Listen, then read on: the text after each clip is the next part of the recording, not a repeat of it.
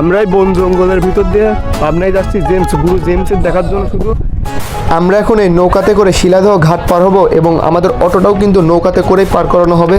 তো গাইজ, আপনারা একবার পাবনা এডওয়ার্ড এই কলেজ মাঠের একবার মানুষের ঢল দেখুন, কত মানুষ এসেছে এখানে।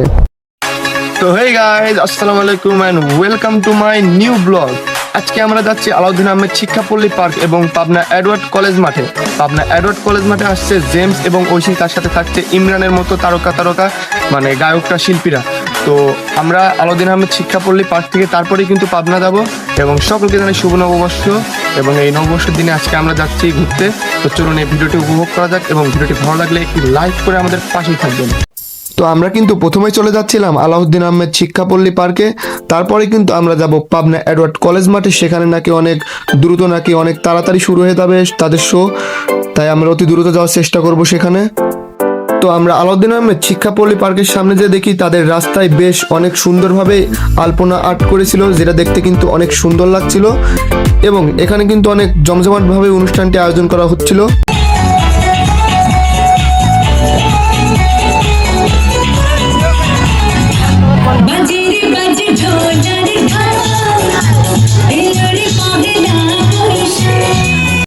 তারপরে আমরা ভিতর থেকে কিছু নাচ গান দেখে আসার পরে বাইরে দেখলাম কি যে বিভিন্ন ধরনের স্টল দেওয়া হয়েছে, যেমন ফল ফুল, আইসক্রিম, বিভিন্ন ধরনের স্টল দিছে।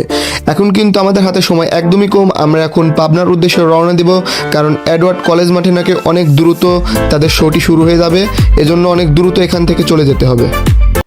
এবং আমরা কিন্তু পাবনাতে যাওয়ার জন্য বেরিয়ে পড়েছি অটো নিয়ে। আমাদের এলাকার বড় ভাইয়ের একটি অটো ছিল, সেই অটো নিয়ে কিন্তু আমরা পাবনাতে যাচ্ছিলাম 6-7 জন মিলে। এবং আমাদের সাথে কি কি হলো সেটা দেখতে থাকুন। এবং যাইতে যাইতে একটা বিপদ ঘটে গেছিল, কিন্তু সেটাও দেখতে থাকুন কি বিপদ ঘটলো আমাদের সাথে।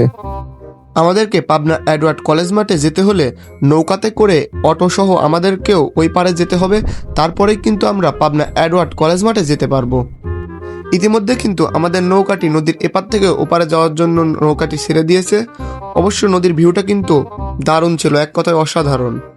তো গাইস, দেখতেই পাচ্ছেন এখানে চারদিকে শুধু চর আর চর, একদম নদীর পানি শুকিয়ে গেছে। আমাদের কিন্তু এই চরের ভিতর দিয়েই মেন রোডে উঠতে হবে, তারপরে কিন্তু আমরা পাবনাতে যেতে পারবো।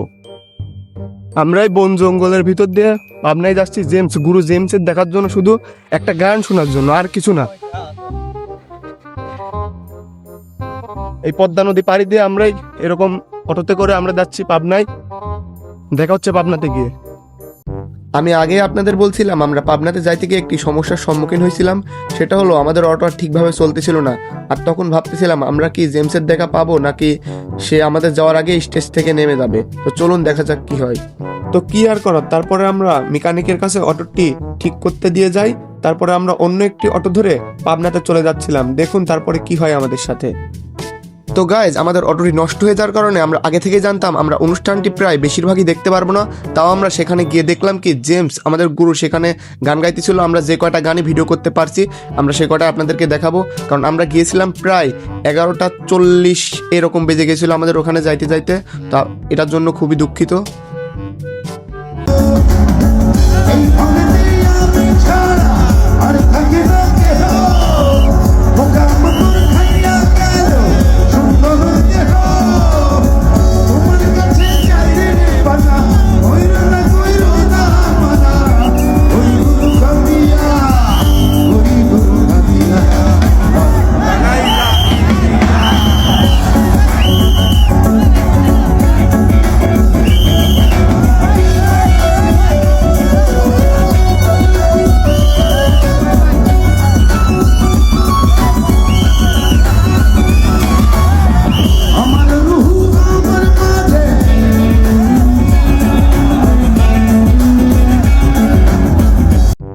তো গাইজ, আমরা জেমসের গান শোনার পরে বাইরে গেছিলাম খাইতে আর কি। খাওয়ার পরে মানে খুব কষ্ট করে বাইরে হওয়া লাগছিল আমাদের।